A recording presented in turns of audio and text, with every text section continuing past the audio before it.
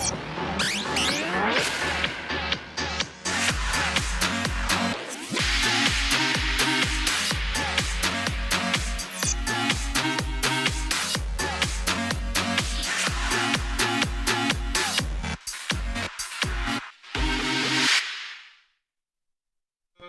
ravi de vous retrouver pour ce nouvel numéro du Garage que j'ai l'honneur et l'avantage de présenter avec Monsieur Driss Abdi lui-même. Salut Driss. Bonjour Monsieur Lenoir, Comment vas-tu? ça va et toi? Ça va, très bien. N'oubliez pas que vous pouvez retrouver tous les épisodes de toutes les émissions du Garage sur le site watch.tv, que vous pouvez également vous abonner gratuitement au podcast sur iTunes et nous suivre et réagir sur Twitter avec le hashtag LeGarageWatch. Pour commencer, cette semaine, Driss, on va parler motard et surtout motard en colère. La FFMC part en guerre contre le contrôle technique moto et on essaiera de savoir pourquoi avec Marc Bertrand, son chargé de mission sécurité routière, qui est avec nous sur ce plateau. Bonjour Marc. Bonjour. Et également au sommaire, le service VPN. Alors, Driss, je ne parle pas d'informatique ni de réseau, mais de véhicules presque neufs. Un nouveau service pour acheter sa voiture moins chère. Nous en parlerons avec vous, Yann Martin. Vous êtes son responsable Bonjour. web marketing. Bonjour. Tout à fait. Et puis de nombreux essais cette semaine avec la nouvelle Mercedes classe E, l'Alfa Giulietta restylée même, et le réseau de bornes de recharge Corridor que notre ami Vincent Beaucousin a testé. Vincent qui est avec nous en duplex. Salut Vincent. Salut les garagistes. Et donc on a également un petit nouveau dans l'émission, Monsieur Romuald de Clarion de chez Petrolicious.com qui nous reçoit chez lui sous le soleil de Monaco. Salut Romuald. Salut les garagistes. Comment vas-tu? Ça va. Il n'y a pas trop de soleil en fait. Il n'y a pas trop de soleil. Ça sert à quoi d'être sur la Côte d'Azur? Il n'y a pas de taxe. Il n'y a pas de taxe sur le soleil non plus. Voilà, les présentations sont faites. On se retrouve dans une poignée de secondes. À tout de suite.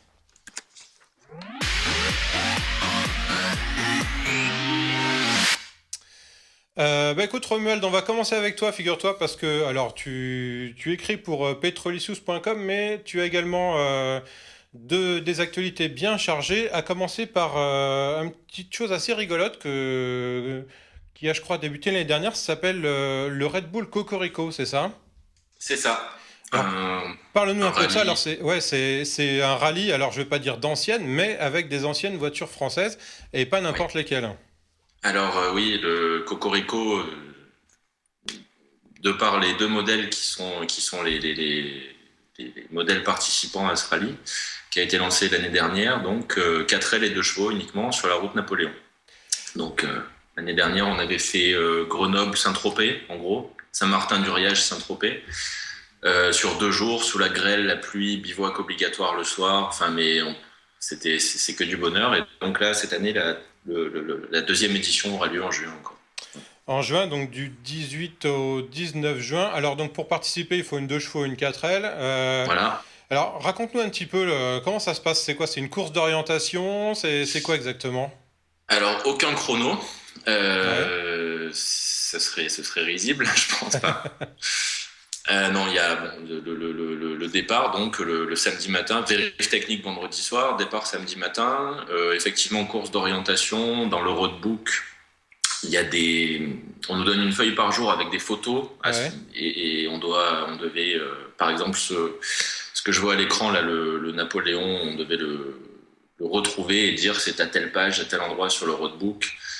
Des épreuves dans la gadoue, de passage de guet, de épreuves à l'aveugle aussi, où l'année dernière Jean-Mich m'a guidé, j'avais un bandeau sur les yeux, et il m'a guidé, il fallait pas toucher des plots, tout ça, des choses comme ça, quoi, du fun.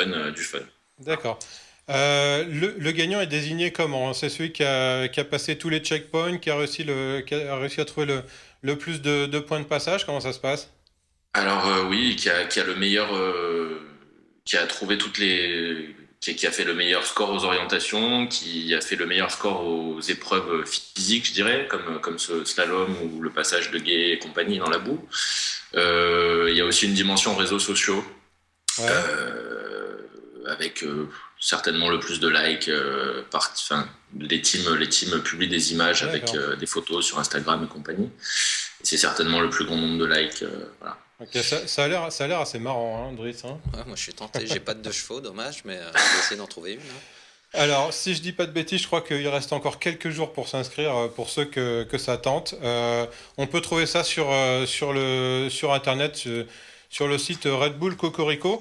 Rommel, tu es également, évidemment, fanatique de belles voitures et tu organises dans ta région un événement qui s'appelle Cars and Coffee. Parle-nous un petit peu de ça aussi.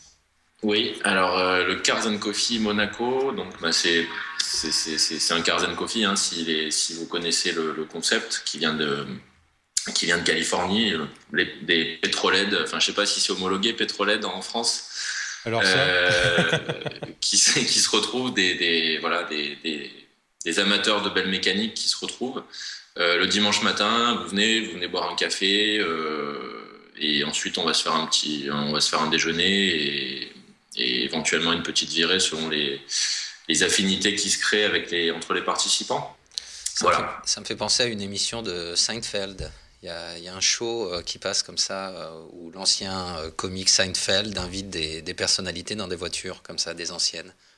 C'est pas Jalen. Ah non, il y a Seinfeld qui le fait. Cars and Coffee, ça s'appelle. D'accord, ok. Comedians in Cars, un truc comme ça.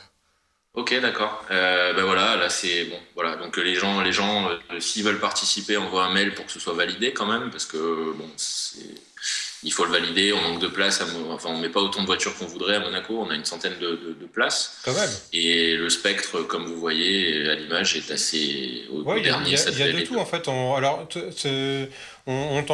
t'envoie un email avec la photo de la voiture, c'est ça, et puis tu valides l'inscription. Ouais, voilà. Après les gens ont fait régler aussi le déjeuner en amont parce que on peut pas se permettre de faire autrement, quoi. Parce que des fois, on sait que les gens, s'il y a un petit nuage le matin, non, on va pas y aller, tout ça, et que il faut que ce soit un minimum organisé. Mais au final, comme vous voyez, ça va de la Lancia Stratos à la McLaren P1 en passant par la Fiat 500. Fiat 500.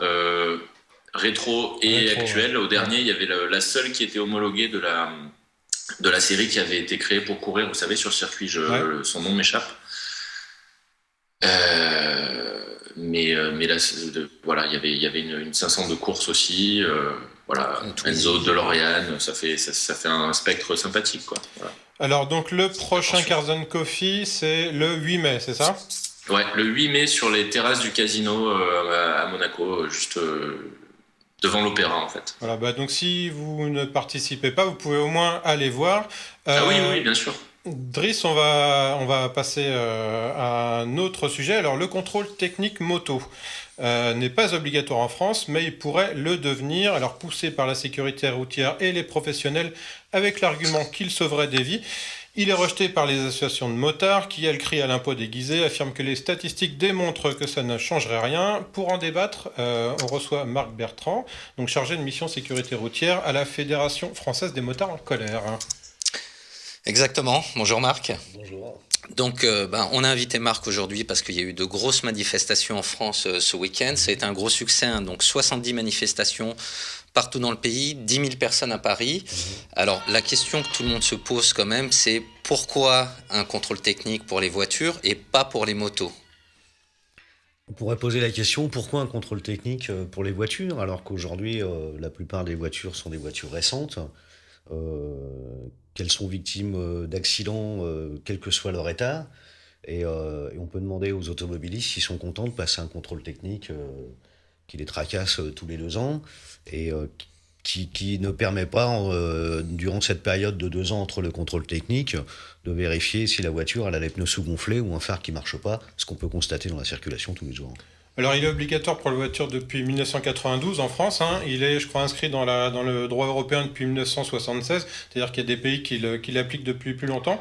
Il y a des rapports, effectivement, notamment celui de l'Association européenne des constructeurs de motos, l'ACEM, qui ont fait une étude d'accidentologie sur plusieurs pays et plusieurs régions et qui montrent que, si j'en crois ce rapport, effectivement, statistiquement, l'état technique des motos n'entrerait pas en compte dans plus de, allez, dans le pire des cas, 9% des cas d'accident. 0,3% dit le rapport MEDS. Alors, et ça a été confirmé par une étude des experts aussi, la Confédération française d'experts automobiles, qui ont expertisé en 2014 4500 de roues motorisées accidentées.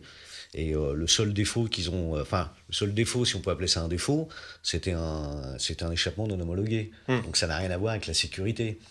Et on sait qu'il y a des pays en Europe, il y a à peu près la moitié des pays en Europe qui n'ont pas de contrôle technique moto, et c'est des pays dont l'accidentalité moto est en baisse. Comme en France, elle est en baisse, elle est de moins 35% ces 5 dernières années. C'est une plus forte baisse que la mortalité moto en Allemagne, qui elle a un contrôle technique. Donc voilà, on sait que les accidents, surtout touchant les usagers vulnérables, et notamment les usagers de roues motorisées, motos, scooters, etc., on sait que la majorité de ces accidents, la cause, c'est le comportement. C'est les interactions négatives entre usagers, tout simplement. Alors, donc, dans ces expertises, je reprends les quelques chiffres. Alors, effectivement, on ne fait pas de lien de cause à effet entre l'état du véhicule et l'accident, mais après expertise, on détermine que, alors, pour les catégories L1, là, il y avait un peu plus de 17% de véhicules qui avaient été débridés, qui étaient accidentés, ce qui ne veut pas dire que le débridage soit la cause de l'accident, bien sûr. Dans les symptômes pour les motos, il y a la transmission, l'éclairage et d'autres facteurs pour un peu moins de 4%, et des problèmes mécaniques de roues, de freins, de direction électrique pour un peu moins de 10%, c'est le chiffre que je citais tout à l'heure, sans qu'on fasse à coup sûr de lien entre ce problème décelé et l'accident. Oui, parce qu'en effet, la cause primaire des accidents de la route, c'est le comportement. C'est une interaction qui se passe pas bien, un choc, quelque chose qu'on n'a pas vu, on n'a pas fait attention à un autre usager, et ensuite l'accident arrive. Si on observe ensuite, on expertise les véhicules mis en cause dans l'accident, on peut leur trouver des défauts. Mais pour l'instant, on n'a pas pu démontrer que ces défauts étaient la cause de l'accident. C'est vraiment le conducteur qui est l'élément majeur de la sécurité sur la route. Vincent, je me tourne vers toi, t'es motard aussi à tes heures, qu'est-ce que tu penses de tout ça? Vincent? Il y a un paramètre à prendre en compte, c'est que le motard est quand même excessivement au fait qu'il faut rouler protégé, que ce soit sur l'équipement ou l'état de son véhicule. Quand on parle d'une transmission, il faut savoir qu'un kit chaîne qui claque parce qu'on ne l'entretient pas, parce qu'il est mal tendu, ça peut tout simplement découper le mollet en deux. Donc à partir de là, oui, on sait que le parc roulant est quand même en très très très bon état. Maintenant, les motards ont parfois l'ego un peu vite à se flatter, à dire oui, moi j'entretiens ma moto, etc. Moi, je peux comprendre sur un certain sens. Ce contrôle technique pourrait assainir non pas le marché, non pas les motos, mais peut-être les transactions d'occasion. Je pense aux jeunes qui vont acheter une moto sans avoir un copain motard qui va pouvoir vérifier certains périphériques ou autres, et ça lui éviterait peut-être une fois de tomber sur une moto où un mec mal intentionné lui a dit voilà, la moto elle est en bon état, puis en fait la moto elle est pas en bon état. C'est le seul cas dans lequel je vois que ça pourrait être intéressant. Et pour rejoindre la FFMC, aujourd'hui, on nous impose de rouler avec des gants et un casque, mais on peut être tout nu sur une moto. Donc je pense que le législateur, il ferait mieux de s'occuper de ça avant de s'occuper peut-être du contrôle technique, qui serait sans doute un facteur pour réduire l'accidentologie, enfin pas l'accidentologie, mais les blessures après accident. C'est peut-être d'imposer à tous les motards inconscients qui roulent en Bermuda et en t-shirt un équipement. Ce serait acceptable, ça, Marc, un contrôle technique à la revente uniquement? Alors dans ce cas-là, c'est ce qui est demandé par le délégué interministériel Emmanuel Barbe. Il parle d'un contrôle à la revente et non pas un contrôle périodique. On sait très bien que les projections vont sur un contrôle périodique. Mais s'il ne s'agit que d'un contrôle à la revente pour protéger le consommateur, alors on est dans une protection du consommateur. On n'est plus dans une protection en termes de sécurité routière. Donc ce qu'on conteste, encore une fois, à la FFMC, c'est qu'on nous raconte des bobards. On essaye de nous forcer à accepter un truc avec des mauvaises raisons. Trouvons les bonnes raisons et peut-être qu'on en discutera. Mais jusqu'à présent, les motifs de sécurité routière, ils ne seront pas démontrés. Aucune étude ne les confirme. Donc si c'est une mesure de protection du consommateur, eh bien appelons ça une mesure de protection du consommateur. Et arrêtons de dire que c'est une mesure de sécurité routière.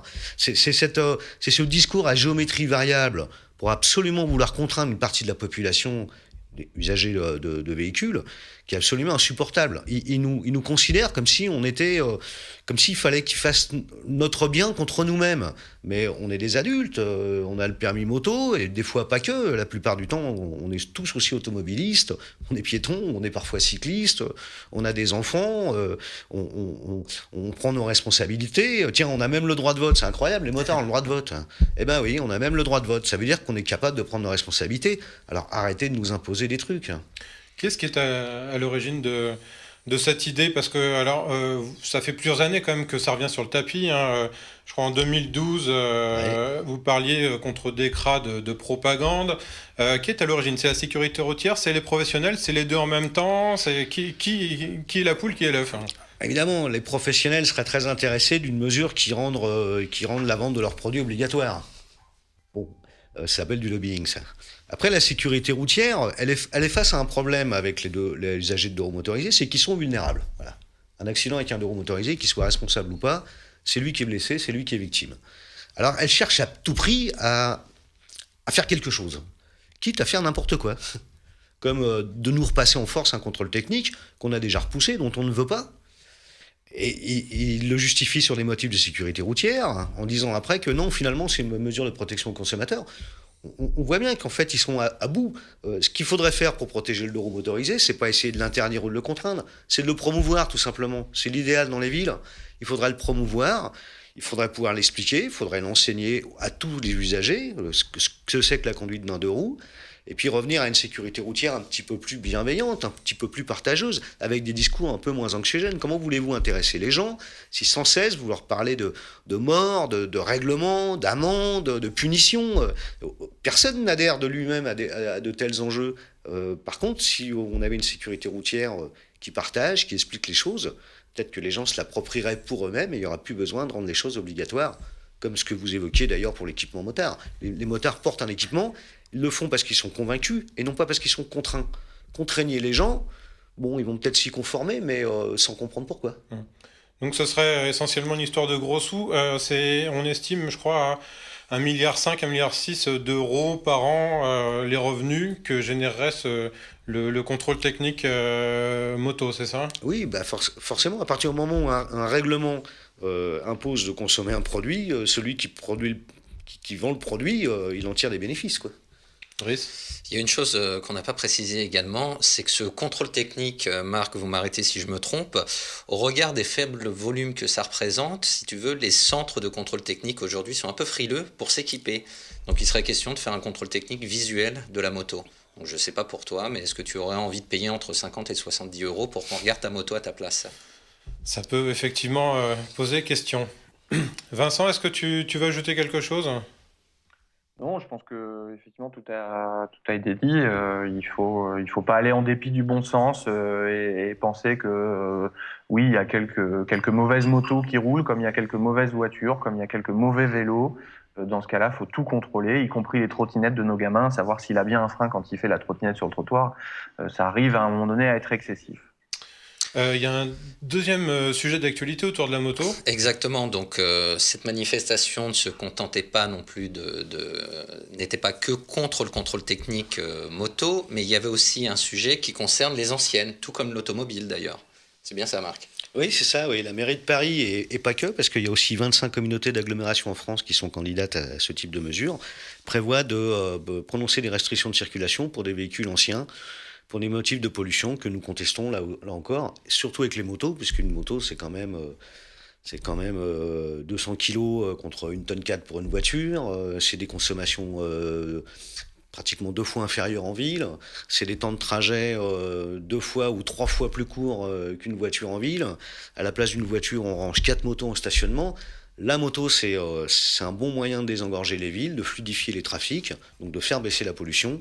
Et contre toute attente, la mairie de Paris, de façon très dogmatique, sur des idéologies d'environnement un petit peu punitives, même très punitives, prévoit d'interdire aussi les motos d'avant 2000, pour commencer, parce que ça va se durcir ensuite, pour entrer dans Paris. Donc voilà. Donc, alors j'ai plus le dispositif en tête, ça rentrera en vigueur, je crois, au début juillet, c'est ça ? 1er juillet 2016. 1er juillet, et alors les restrictions, ce serait pas forcément toute la journée, ou pas tous les jours, on pourrait rouler le week-end. Ce sera entre 7h et 21h, je crois. Ouais. Du lundi au vendredi. Donc, au moment où les gens ont besoin d'un véhicule pour se déplacer, pour venir de banlieue, qu'est-ce qu'ils vont faire ? Est-ce qu'ils vont se garer dans la petite couronne, augmenter les problèmes des villes de petite couronne ? Qu'est-ce que c'est que cette manière de sanctuariser Paris comme ça ? C'est absolument insupportable. On revient à l'octroi du Moyen-Âge, quoi. Et puis ce que je voudrais rajouter, moi, si on peut se permettre, avec un petit aparté, moi je la trouve, je ne sais plus si on en avait parlé en voiture, mais la voiture va être aussi frappée par ça. Et je trouve que c'est une mesure antisociale, dans le sens où si tu as un certain pouvoir d'achat, tu peux acheter une moto neuve ou tu peux acheter une voiture neuve. Et par contre, si tu n'as pas ce fameux pouvoir d'achat, tu roules en véhicule d'occasion, qui est donc forcément un peu ancien, et tu n'as pas le droit d'accéder à certaines zones géographiques de la France. Donc on va faire une mesure, en fait, qui va diviser peut-être encore plus les Français, où on va dire, voilà, les gens qui ont un certain pouvoir d'achat ont le droit de faire plus de choses que ceux qui en ont moins. Et moi, je trouve ça, personnellement, dans la société civile française, assez choquant. Le comble, en plus, c'est que c'est des politiques qui, généralement, prennent des mesures contre l'obsolescence programmée des véhicules, enfin des objets. C'est des gens qui nous parlent de développement durable. Et on va demander à quelqu'un qui entretient bien son véhicule ancien de le foutre à la casse. De l'envoyer à la casse. C'est contradictoire.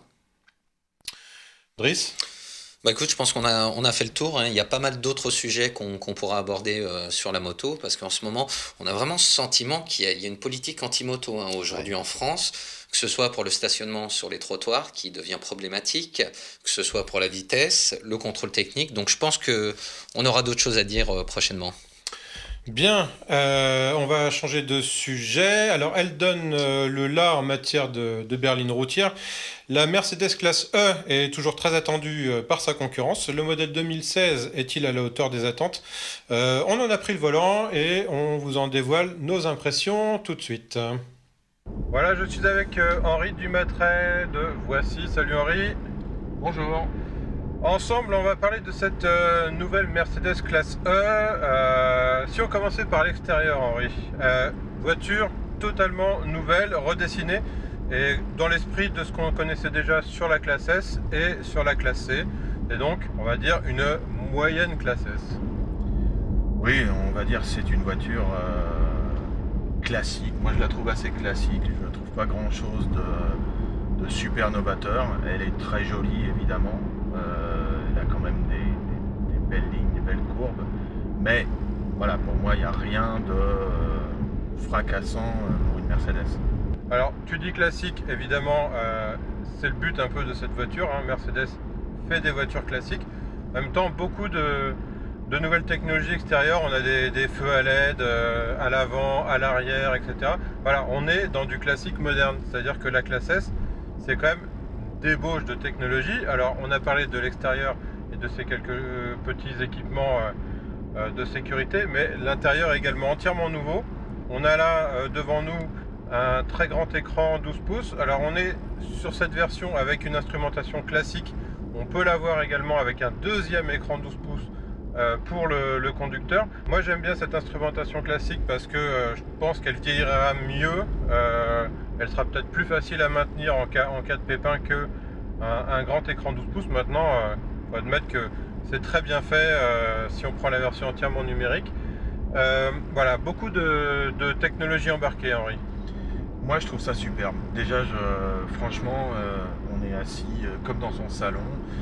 Ce grand écran, il fascine presque. On en oublierait presque à certains moments de regarder la route. Il y a toute la technologie qui est là, mais en même temps, on est confort. Et ça, pour moi, c'est très important. Alors, il y a une chose qui est bluffante sur cette voiture, deux en fait, parce qu'elles sont connectées si on veut. La première, c'est la faculté qu'elle a de pouvoir se garer et de sortir de sa place de parking toute seule. Et quand je dis toute seule, c'est-à-dire avec personne au volant. Et personne dans la voiture. Donc, a fortiori, on est à côté, on a son petit téléphone, son petit smartphone, et on la guide. Voilà, ce qui permet, en cas de place très étroite, de ne pas avoir à ouvrir la porte. On peut la faire rentrer dans la place, on peut la faire sortir de la place, et on n'a même pas besoin d'être à bord, c'est fantastique. Et alors la deuxième, c'est ce que je vais faire maintenant, c'est-à-dire que là je suis sur autoroute à 120, 130 km/h.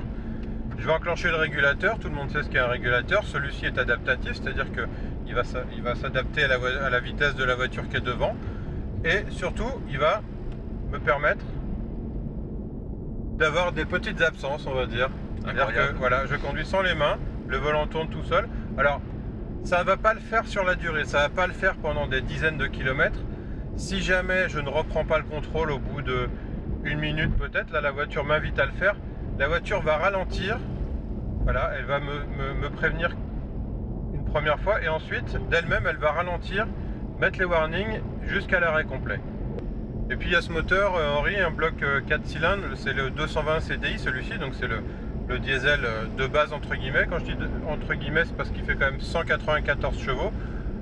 La version précédente de la classe E développait 170 chevaux, donc quand même 24 chevaux de plus, c'est de l'agrément en plus. C'est pas de consommation supplémentaire, on est sur 4 litres et quelques 4 litres 7, enfin voilà, 102 grammes de CO2 pour ceux qui aiment compter les grammes de CO2. Et puis surtout un moteur qui est plutôt bien servi par cette boîte automatique 9 rapports, qui est très agréable, surtout très rapide, on peut la commander avec les palettes derrière le volant. Et ces modes de conduite, différents modes de conduite qui vont de confort à sport plus en passant par un mode individuel qui joue sur plusieurs paramètres, également les suspensions là. Voilà, on peut choisir une voiture confortable ou une voiture un peu plus ferme pour Henri enchaîner les lacets dans la montagne. Moi je l'ai trouvée assez vive, même sur des petits lacets. Elle répond très très bien, elle s'inscrit très bien dans les trajectoires. J'ai pas eu l'impression de tangage ou de roulis particulière. Bon, évidemment, comme c'est une grande voiture, c'est pas fait pour enchaîner des lacets au frein à main version rallye. Ouais. Mais j'ai trouvé son comportement très sain. On va finir sur le prix. 47 000 € en version de base en essence, 49 000 et quelques en diesel. Elle sera un petit peu moins chère avec la boîte méca. Bon, le prix est statutaire également. Bah voilà, oui, tout le monde ne pourra pas se l'offrir, mais ceux qui pourront se l'offrir, je pense qu'ils ne le regretteront pas. Et toi Henri, tu peux me l'offrir? On va y penser. C'est gentil. Bah, je vais retourner au travail là. Merci Henri. Dis donc Alexandre, c'est comme ça que tu conduis toi? Sans les mains. C'est bluffant, hein. Ah, moi Tu j'ai l'as essayé? adoré, hein. Ouais. Clairement, je l'ai essayé je l'ai vraiment mis. On a tout testé, très clairement, lorsqu'on a essayé la voiture. On a réussi à le mettre le système en défaut une fois. C'était sur une nationale. Bon, on va préciser quand même, le système est fait pour être sur un périphérique, sur autoroute. Donc forcément, quand on essaye de sortir de ces sentiers battus, c'est pas forcément fait pour. En tout cas, sur autoroute, c'est vraiment bluffant, mais vraiment, hein, c'est même impressionnant. Des fois, on est tenté de reprendre le volant en main quand tu passes à côté d'un camion. J'ai juste un bémol par rapport. C'est pas une voiture autonome encore. Il faut bien préciser Absolument, les choses. C'est une assistance. Notamment, ce qu'on a tenté de faire, c'est de ne pas reprendre le volant en main. Et quand tu es sur l'autoroute, effectivement, la voiture ralentit toute seule. Mais au bout d'un moment, nous, on est en situation de test, donc pas d'urgence. Si ta voiture s'arrête sur l'autoroute en warning sans se ranger, là, ça peut être dangereux. Donc on a arrêté le... Mais en tout cas, c'est très bluffant et ça marche vraiment très, très bien. Vincent, je crois que tu l'as pas essayé cette voiture, ce système, t'en penses quoi? La classe E, mais je l'avais essayé sur d'autres modèles. Bon, c'est très bien, mais on n'a pas encore... disons qu'on est sur un produit hybride. Tous les constructeurs essayent aujourd'hui de faire de la voiture semi-autonome. La bonne nouvelle, c'est que la Convention de Vienne a été modifiée au mois de mars pour autoriser réellement la voiture autonome. Et je pense que là, du coup, on aura une vraie expérience plus intéressante. Là, on est dans le domaine du régulateur de conduite adaptatif un peu amélioré. C'est vrai que c'est du confort. Il y a aussi une part de sécurité quand même. Si tu as une absence, comme tu disais. Non, mais la sécurité, effectivement, elle est là. Maintenant, quand tu y as goûté, même si moi, des fois, je suis un peu classique dans ma façon de conduire et je n'utilise pas le régulateur, mais la personne qui en a réellement besoin, qui fait des milliers de kilomètres par mois, je pense qu'elle aurait envie de plus aujourd'hui. Non pas que cet argument ne soit pas bon pour la sécurité, mais il met en appétit sans te donner le plat principal, entre guillemets, que c'est comme au restaurant, si tu goûtais l'entrée puis que tu t'en allais. Et ça, c'est bien entendu pas de la faute des constructeurs. Jusqu'ici, on savait que le problème venait du législateur et notamment des assureurs, puisque ce problème restera à régler en cas d'accident entre voitures autonomes. À qui la responsabilité? Au fabricant ou à la personne qui était assise sur le fauteuil? Je vais passer la parole à Romuald. Je ne sais pas si tu as déjà eu l'occasion d'essayer ce genre de système. Je vais être rabat-joie, mais ça me fait pas rêver du tout, quoi. Moi, j'aime conduire, bon, alors c'est sûr, je suis pas VRP, je conduis beaucoup quand même. En revanche, j'ai suivi de très près. Je fais beaucoup de bêtises en tout genre, comme vous le savez. Enfin, vous, je veux dire. Je connais Alex Roy qui a fait la traversée des États-Unis, qui avait le record du Cannonball à l'époque et qui l'a fait récemment en Tesla. J'ai suivi tout son trip et bon, il était tout content avec le mode automatique et bon, moi ça me fait pas rêver, quoi, du tout. Je vois même pas l'intérêt. Et comme le soulignait Vincent il y a 2 secondes, ça va être un casse-tête pour les assureurs parce que des accidents il va y en avoir et tout le monde va se renvoyer la balle. L'assurance du conducteur ou placé en tant que conducteur, le fabricant qui va avoir un bon système juridique, enfin un bon service juridique qui va s'occuper de ça. Ça va être un cauchemar. Ouais. Ça va être un cauchemar. On précise que le système de la Tesla est différent parce que lui, il peut conduire de manière automatique sur les autoroutes sans cette alerte qui intervient au bout d'1 minute qui demande de reprendre le volant. Par contre, effectivement, il nécessite tout de même d'être derrière le volant pour pouvoir reprendre le contrôle. Pardon, j'ai fait un raccourci. Non, mais c'est le seul exemple que j'avais. Non, mais c'était justement, non, c'est bien de préciser qu'il y a des systèmes différents qui existent. Tesla a voulu aller plus loin que les autres avant les autres. Driss, qu'est-ce qu'on peut dire encore de cette classe E? Bah déjà, moi j'en voudrais bien une dans les embouteillages parisiens, clairement sur le périph'. Moi j'aime beaucoup conduire comme vous les amis, mais alors sur le périph', je m'en fous. Donc si je pouvais lire ou faire autre chose que d'être en train d'accélérer, stopper, etc. Donc précision, le système fonctionne également jusqu'à 0 km/h. Donc la voiture s'arrête dans les embouteillages et elle va redémarrer quand la voiture qui précède redémarre.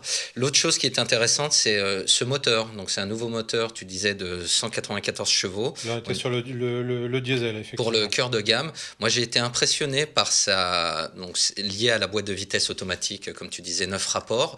On a essayé la voiture dans la région de Perpignan et à la frontière espagnole.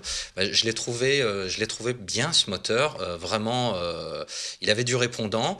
Et également, niveau consommation, j'ai été très étonné parce qu'on ne va pas vous cacher qu'on y est allé comme des sauvages. Enfin, tout en respectant les limitations de vitesse, bien entendu. Ce que je veux dire par là, c'est que c'est vrai qu'on roulait avec du rythme, notamment en montagne, etc. Il y avait du dénivelé.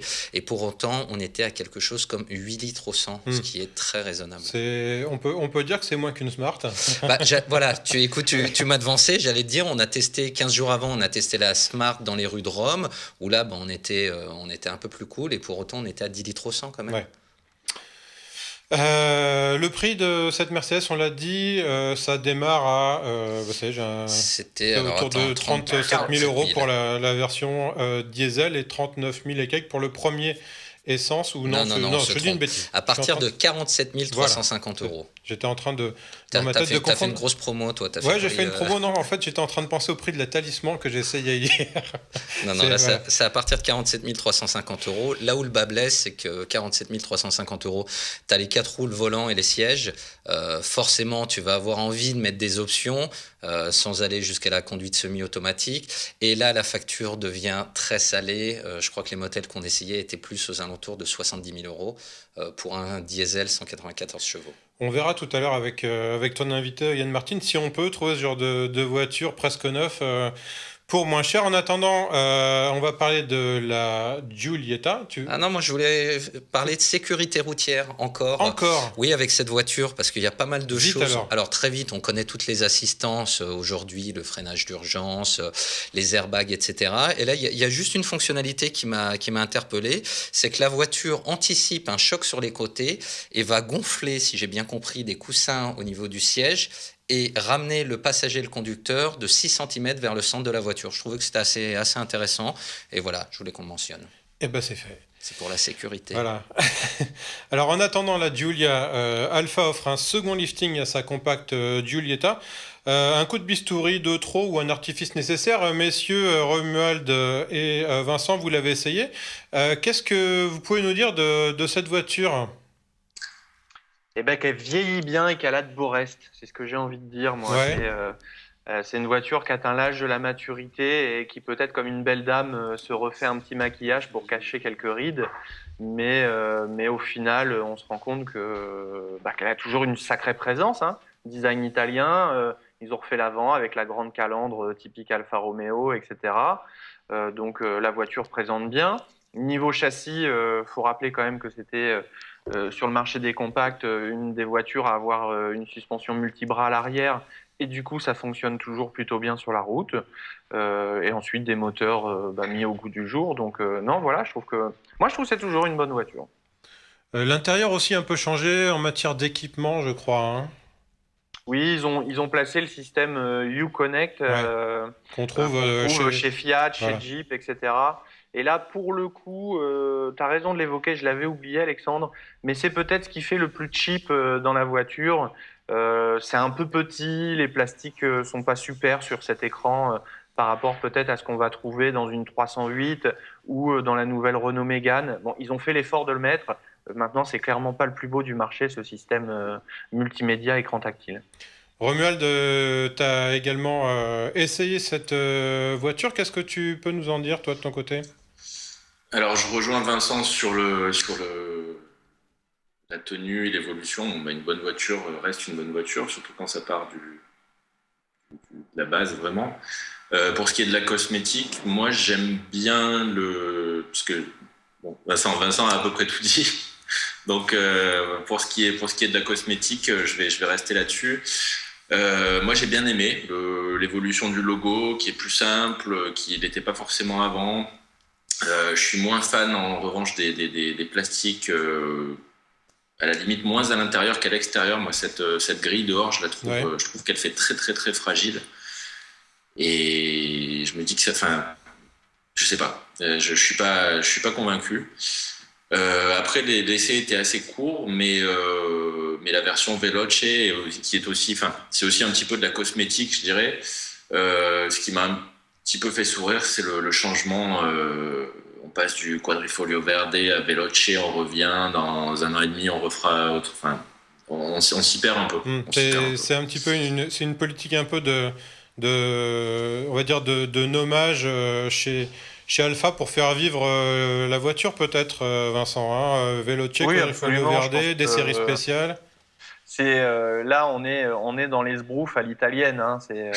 Ah, On prend 3 verres au milieu de la table, on les retourne, on simplifie la gamme, on met un nouveau nom et puis au final, on dit que tout est nouveau. Bon, c'est vrai que moi, je trouve dommage, c'est pour l'esprit tradition du Quadrifoglio Verde, c'est que cette version Veloce perd l'écusson avec le trèfle sur l'aile avant. Je trouve que bon. C'est Voilà. dommage. Pour une marque qui se dit respecter la tradition, l'histoire, son ADN, etc., faire ça, c'est dommage. Et puis, il y a aussi quelque chose qui pourra choquer les purs amateurs d'Alfa Romeo, c'est qu'à l'intérieur, on retrouve désormais un logo Alfa noir et blanc sur le volant, par exemple. Moi, j'ai trouvé ça étrange. On vient de le voir là furtivement à l'écran. Mais voilà, on n'a plus cette couleur Alfa noir et blanc, c'est un peu triste. C'est vrai. Et voilà, pourquoi faire ça? Bon, C'est peut-être moins cher à imprimer, tout simplement. certainement. En sont-ils arrivés à ce point-là? Je pense pas quand même. Faut espérer que non. Non, mais alors pour compléter ce que dit Vincent, et Vincent le sait d'ailleurs, le Quadrifoglio Verde, c'est pour l'upgrader, disons. Alors, ça va être réservé à du très très très sportif, comme là, la prochaine Giulia à plus de 500 chevaux. Bon, je suis pas sûr qu'ils le sortent tous les jours. Alors bon, ouais, c'est un peu de l'esbrouf comme il dit. Mais c'est effectivement un peu dommage. Voilà, on peut résumer ça comme ça. Parce que dans le même essai, on a fait la visite du musée Alpha et il y a quand même matière. Donc, Ouais. Bon, donc pour résumer, une compacte qui a de beaux restes, donc qu'on peut acheter, je veux dire, sans se soucier de savoir si elle est à jour. c'est ça? Ah non, non, elle est très à jour, elle tient le pavé. Les moteurs ont évolué, donc maintenant ça va de 120 chevaux en diesel, je crois, à Vincent m'arrêtera, non? Si, Vincent, C'est ça, Non, oui, non, 120 chevaux ils ont diesel. diesel essence, 120 à 240 chevaux simplifié. pour la Veloce. Fait 120, 150 chevaux et après un petit peu plus gros. Le moteur de 120 chevaux qu'on a essayé, nous, avec la boîte automatique et palette au volant, on a tourné à 7 litres, 7 litres et demi en se baladant sur le lac de Caume, sur autoroute, etc. Donc on est sur des consommations qui sont tout à fait raisonnables. Un petit peu plus élevées peut-être que la championne 308 IHDI, mais en tout cas on a une voiture et on a une voiture aussi assez compacte. Vincent, je vais te garder parce que grâce notamment, on change de sujet, hein, grâce notamment aux efforts de Tesla, le véhicule électrique quitte petit à petit sa niche pour devenir un acteur réel du marché de l'automobile. Alors en France, un collectif de constructeurs et de pouvoirs publics installe le réseau de bornes de recharge Corridor. Et Vincent, je crois que tu as fait un petit test de ce système. Oui, tout à fait. Alors, c'est pour situer le contexte, c'est Sodestrel, une filiale d'EDF qui s'occupe de l'installation et l'exploitation des bornes électriques. Il faut savoir que là, il y a déjà quelques bornes qui ont été mises en route, mais il faut savoir qu'au total, il va y avoir 200 bornes de rechargement qui seront installées sur les principaux autoroutes français. L'idée, c'est de créer une borne tous les 80 km. Un maillage, oui. Voilà, un maillage qui va te permettre, si tu fais par exemple Paris-Deauville, de trouver 2 bornes au final sur un trajet d'un peu plus de 200 km. Alors tout ça a un coût quand même. C'est 12 millions d'euros qui sont financés en partie par les collectivités françaises, mais également par l'Europe et par les constructeurs qui y ont un intérêt. On peut citer Nissan, Renault, BMW, Volkswagen. Ce qui, j'ai calculé, nous fait un prix de revient à peu près à 60 000 euros par borne. Alors on voit l'image, la carte alors du maillage alors actuel ou prévisible parce que quand on zoome un petit peu et qu'on clique sur les points, il y en a encore beaucoup qui sont en chantier. Alors moi ce que j'ai remarqué c'est qu'il y avait beaucoup d'absence dans l'ouest de la France. En gros aujourd'hui si je veux faire Paris-Rennes et ça on peut peut-être le voir sur l'écran suivant, c'est que il vaut mieux que j'ai une Tesla qu'une voiture d'une autre marque parce que le maillage de Tesla est presque supérieur à celui de... Oui, alors ça dépend parce que la Bretagne, elle a une particularité, c'est que il faut se souvenir que Nissan, par exemple, Ouais.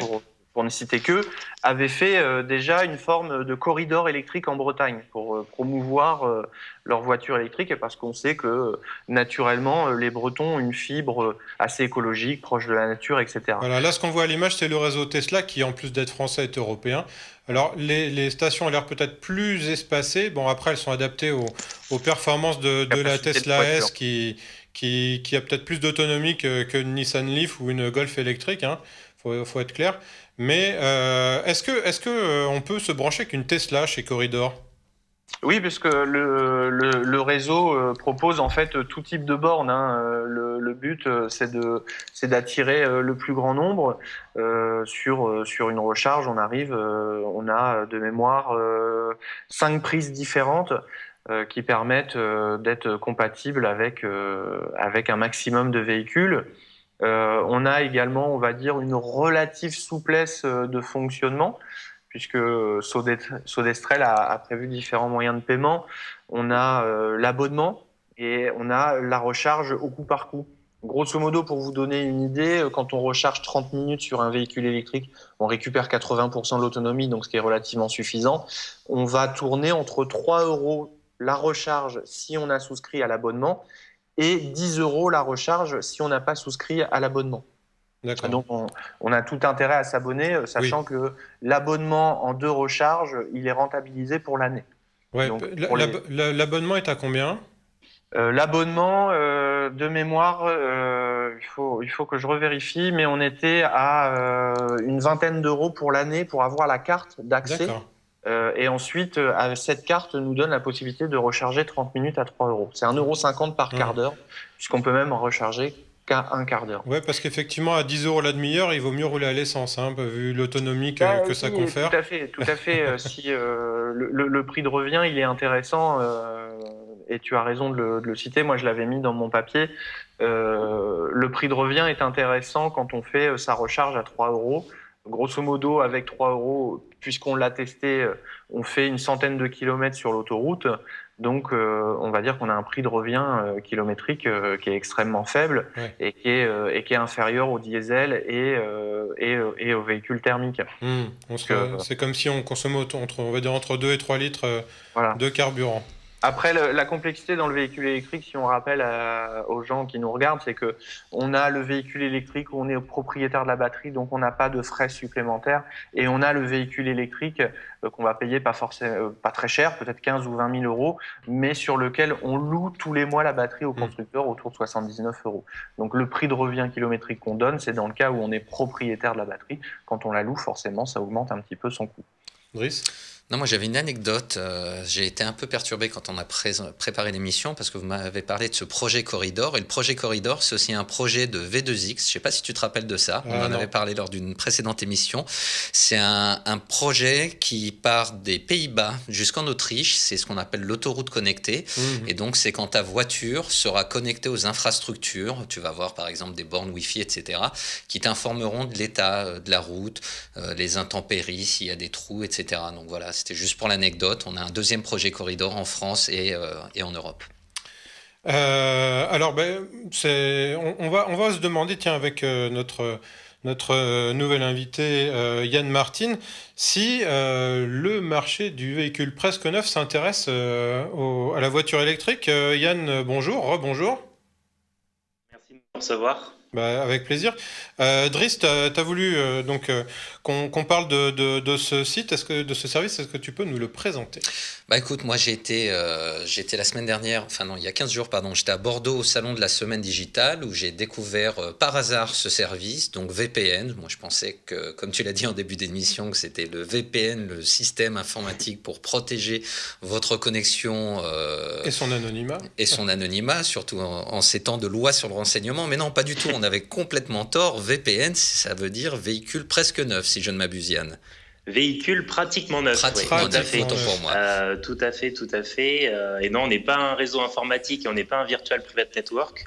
On commercialise des véhicules neufs et d'occasion récente à travers un réseau physique et sur Internet dans toute la France depuis maintenant plus de 20 ans. Alors, vous allez sans doute pouvoir m'expliquer quelle est la différence avec ce qu'on connaît déjà comme mandataires de type Aramis et autres. Tout à fait. Alors, nous, on n'est pas un mandataire, on est un distributeur automobile multimarque. Donc, à la différence de ces mandataires, les véhicules que l'on commercialise sont des véhicules que nous avons achetés via notre centrale d'achat, qui sont des véhicules, donc comme je vous l'expliquais, des véhicules neufs et des véhicules d'occasion récente. L'ensemble de nos véhicules neufs proviennent directement du parc constructeur avec qui on travaille. On a une centrale d'achat et un véritable sourcing. Et les véhicules d'occasion sont souvent du retour de location. On a été un des premiers à vendre des retours de location, des buy-back, depuis maintenant plus de 20 ans. Et les véhicules sont garantis au sein de notre réseau. Et aujourd'hui, on vend à peu près 4 à 5 000 véhicules par an à particuliers via notre réseau. Driss ?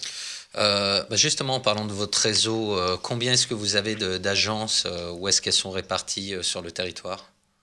Alors, aujourd'hui, nous avons 20 points de vente. À l'heure où je vous parle, nous sommes en train d'ouvrir VPN Nantes. Donc là, on est en plein dans les locaux de VPN. On a 20 points de vente, dont 3 en filiale qui nous appartiennent directement et 17 en franchise, parce qu'on développe actuellement notre marque en licence de marque. Et donc, nous avons 17 franchisés de la marque VPN Auto aujourd'hui en France. Vas-y, je t'en prie. Donc, quand vous dites des franchisés, c'est quoi ? J'arrive, ils ont leur enseigne à eux avec un petit logo VPN ou c'est vraiment le logo VPN bien voyant ? Alors, comme vous pouvez le voir sur les photos, en gros, j'ai 300 000 euros de côté où je souhaite développer un projet. J'aimerais vendre des véhicules. Le seul souci, c'est que comment je fais vivre mon marketing ? Comment j'achète mes véhicules ? Ou comment je fais vivre ma marque, comment j'alimente tout ça. Nous, on arrive avec une réponse clé en main qui est un développement. On a une enseigne, on a une charte graphique, on a un concept dédié, on a une centrale d'achat, des commerciaux. Et ensuite, le licencié doit se soucier que d'une seule chose, c'est de bien vendre, c'est de ses clients et c'est d'avoir tout le temps des véhicules au bon prix. Donc c'est un concept clairement de franchise. On arrive clé en main. Moi, j'ai une question, parce que vous dites donc vous êtes distributeur multimarque. Comment vous êtes accueilli justement auprès des marques, auprès des constructeurs et donc des réseaux de ces marques-là? Vous achetez les voitures à qui? Directement aux marques en tant que grand compte, ou vous allez les acheter en distribution avec un rabais? Comment ça se passe? Alors, nous, on a fait, c'est un peu le secret de notre marque, c'est que tout repose sur un sourcing de qualité au quotidien.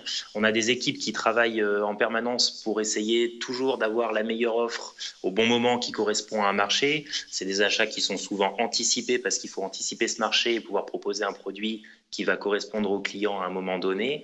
Donc, on est plutôt bien accueilli auprès de ces marques. Bien sûr, on est accueilli comme grand compte. La faculté qu'on a, c'est de pouvoir acheter en volume ces véhicules dans l'ensemble de l'Union européenne. Et le fait d'acheter ces véhicules en volume nous permet justement derrière de proposer des prix intéressants pour le client. Et c'est une offre qui est tout à fait complémentaire du réseau de constructeurs dans la mesure où on n'est pas comme un mandataire à faire du sur-mesure. Nous, on va vendre par exemple un Scénic DCI 130 Bose blanc. On n'aura peut-être pas le noir, par contre le blanc sera neuf et sera à moins 35%. Par contre, si on veut telle option, on peut aller chez Renault, le payer un petit peu plus cher. C'est complémentaire. Et derrière, on a un réseau physique, des vrais points de vente, on propose de la pré-vente, de l'atelier. Donc c'est une offre qui est tout à fait complémentaire au réseau des constructeurs et qui alimente et qui fait vivre ce marché. On n'est pas en concurrence directe, c'est un autre service. Vincent, est-ce que tu veux réagir sur ce service VPN? Moi, j'ai l'impression qu'au final, il est assez similaire à ce qu'on trouve chez les mandataires ou ailleurs. Hein. Quand on parle de 30-35% de remise sur des véhicules vieillissants, bon, on a même vu plus chez des mandataires en fin de carrière d'espace où on atteignait des 45-50% de remise. Non, moi, j'étais plus curieux, c'était sur le pratiquement neuf, dans l'idée. Je pensais à une forme d'application où on a tous les véhicules de direction répertoriés de tous les garages en France et on achetait via ça. On avait un sourcing en fait qui était fait. Bon là, on arrive sur une forme de garage multimarque. J'ai du mal à apercevoir la différence par rapport effectivement à un mandataire qui fait la même chose, qui achète ses véhicules en Europe et qui propose du discount. Et voilà. Yann. Voilà. C'est une bonne remarque. Alors, c'est tout à fait différent. C'est pour vous résumer l'offre VPN de manière très simple, c'est tous les avantages d'une concession avec tous les avantages d'un mandataire. C'est-à-dire que chez nous, vous avez une présence physique, des vendeurs, un après-vente, la possibilité d'essayer les véhicules, avec tous les avantages du mandataire. Et dans les avantages du mandataire, c'est le choix, les marques et les prix. À la différence d'un mandataire, quand vous venez chez VPN, tous nos véhicules sont en stock sur parc, prêts à partir et vous pouvez les essayer. On les a déjà achetés et ce n'est pas une offre virtuelle qui arrivera dans 3, 4, 5 mois où le véhicule peut éventuellement être différent du bon de commande qui a déjà été fait. C'est en toute transparence, c'est sécurisé, on a des avis clients qui le prouvent sur notre site internet. C'est une offre qui est physique, donc on est un concessionnaire multimarque avec des prix très intéressants. C'est ce qui fait aussi notre force en plus de nos services. Alors, vous dites multimarque. Est-ce qu'il y a des marques que je peux pas trouver chez VPN? Alors, oui, sans parler évidemment de supercar, hein, mais est-ce qu'il y a des marques, on va dire même dans le premium ou même dans le généraliste qu'on ne peut pas trouver chez vous? Alors, nous, essentiellement, on a une offre qui correspond au marché, donc vous trouverez facilement du Peugeot, Renault, Citroën. On a aussi des marques comme Audi, BMW, Nissan qu'on a. Après, les marques que l'on trouve, c'est pas que l'on trouve un peu plus difficilement, c'est les marques qui sont plus, entre guillemets, protégées par les réseaux de constructeurs. Vous trouverez plus difficilement du Ford, du Volvo. Voilà, c'est assez limité. Alors oui, Ferrari, Porsche, c'est pas du tout notre segment. Nous, on vend, et c'est pas péjoratif, les véhicules du français moyen, et c'est pas du tout péjoratif. C'est-à-dire qu'on aura toujours des Scénic, des Polo, des Golf, des Clio, des Twingo, toutes les marques françaises essentiellement. Après, il peut nous arriver d'avoir des marques premium comme toute la collection et toute la dernière gamme d'Audi, neuve, sur notre parc actuellement. Voilà, on a vraiment une offre qui correspond à un moment du marché précis, qui correspond à nos clients. Quelle est la part du neuf et du presque neuf dans vos ventes? Les gens viennent chez vous plutôt sur du neuf ou pour acheter du presque neuf? Alors aujourd'hui, c'est vrai que le marché du véhicule a quand même pas mal évolué. On vend à peu près sur nos parcs, on a à peu près une représentation de 30 à 40% de véhicules neufs et à peu près 60% de véhicules d'occasion. Quand je vous dis d'occasion, c'est des véhicules qui ont moins de 36 mois et moins de 30 000, de moins de 24 mois et moins de 18 mois, moins de 30 000 kilomètres. Et après, notre offre se limite à moins de 5 ans, moins de 100 000 kilomètres dans la catégorie sélection occasion. Donc après, la proportion, c'est plus neuf ou occasion. Nos véhicules sont pratiquement neufs. Donc ça veut dire que même vis-à-vis de la loi et de la législation, nous sommes obligés de vendre nos véhicules neufs comme des véhicules ayant 10 km ou 0 km. C'est des véhicules qui ont déjà été immatriculés pour être vendus. Mais personne n'est jamais monté dedans. Il y a encore les housses et les stickers sur les capots de protection. Donc, mais on vend quand même pas mal de véhicules neufs et c'est une offre qui correspond pas mal à nos clients.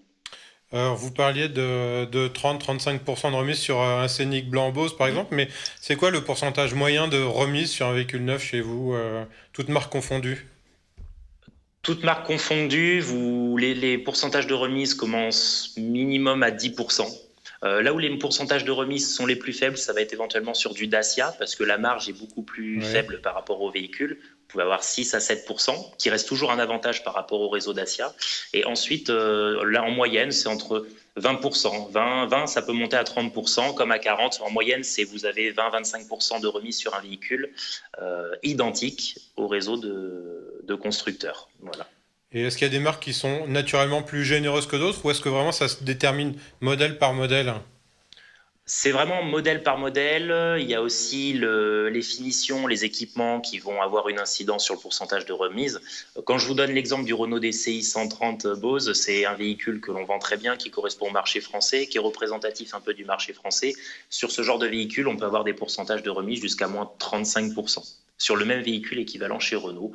Après, il y a des marques où les pourcentages de remise sont un petit peu moins élevés, mais globalement, c'est toujours plus avantageux d'acheter un véhicule chez Véhicule Pratiquement Neuf que dans un réseau de constructeurs. C'est une offre qui est complémentaire, tout simplement. Alors vous parliez tout à l'heure également d'après-vente, c'est-à-dire on peut amener sa voiture à réviser chez vous, ou c'est autre chose que vous évoquez? Tout à fait. Imaginons, on vient de voir l'exemple de la nouvelle Giulietta qui est en train de sortir. C'est un véhicule qu'on pourra sûrement retrouver dans un an chez VPN à un prix inférieur que le réseau Alfa Romeo. Ce genre de véhicule, vous venez l'acheter, vous avez un pourcentage de remise par rapport à Alfa Romeo, vous apporte tous les garanties et les services qui sont autour, et notamment la prévente. Et en faisant la prévente chez nous, vous pouvez faire bien sûr l'entretien, la révision, dans le respect des normes constructeurs, le contrôle technique, etc. On est en train de développer à peu près 75% de nos centres automobiles proposent de la prévente. Comme ce sont des franchisés, certains sont déjà franchisés AD, donc ils ont déjà une enseigne à côté qui permet d'assurer la prévente, et c'est quelque chose qu'on développe beaucoup parce que c'est aussi un élément qui nous permet de fidéliser nos clients et ça évite qu'ils repartent dans le circuit constructeur. Donc c'est un peu une offre clé en main, c'est un peu un package que l'on propose, oui. Et alors, dernière question en ce qui me concerne, tout ce qui est hybride et électrique, vous faites ou pas? Parce que ça nécessite notamment en après-vente des compétences particulières. Tout à fait. Non, pour l'instant, on n'a pas de véhicule électrique. C'est une demande qu'on n'a pas encore beaucoup de la part de nos clients. C'est encore très diesel essence. Ouais. Je pense que le marché va évoluer. À nous de nous adapter, à nous d'en trouver. On le voit avec Tesla, ce qu'ils font, c'est juste incroyable. Je trouve qu'ils sont en train de révolutionner une partie du marché et qu'ils arrivent avec un produit qui est quand même exceptionnel et il faut dire un très bon marketing. Pour l'instant, on n'en vend pas, on n'en propose pas, on n'en a pas eu le besoin, mais je pense qu'il va falloir s'adapter pour en proposer dans les années à venir parce que c'est quelque chose qui est vraiment dans cette mode éco-responsable et les clients, on le voit avec le diesel, l'essence, d'un coup, tout le monde se dit il faut acheter de l'essence alors qu'avant c'était pas un débat qui était aussi poussé. Donc le coût de l'électrique, oui, je pense que c'est une demande qui va arriver très bientôt chez nous. Parce que moi je vous dis tout de suite, si vous trouvez des plug-in hybrides à moins 35%, ça va m'intéresser. Peut-être pas dans les 15 jours, mais qui sait dans les mois qui viennent. Là pour le coup ça devient vraiment intéressant. Driss, est-ce que tu veux conclure? On a 30 secondes. Non, mais je me demandais quelles allaient être les prochaines évolutions, l'électrique, le 2 roues, je sais pas, du quad, de la trottinette. En deux mots, Yann? Non, pour l'instant, on reste sur les véhicules, on reste sur les voitures. Après, si le marché évolue, il faudra qu'on s'adapte. Mais pour l'instant, on vend des véhicules. Ça marche plutôt bien. Donc, pourvu que ça dure. Ok. Et, voilà. Non, pour l'instant, on reste sur les véhicules. Ce sera le mot de la fin. Merci Yann. Il me reste donc à vous remercier. Marc Bertrand qui est parti. Yann, Romuald Clarion, Vincent Beaucousin, vous revenez quand vous voulez. Merci à Fabrice aux manettes et surtout merci à vous toutes et tous de nous avoir suivis. On se retrouve dans 15 jours avec de nouveaux essais. En attendant, n'oubliez pas les rediffs et les replays. Parlez-en aussi à vos amis. Salut à tous. Ciao, ciao.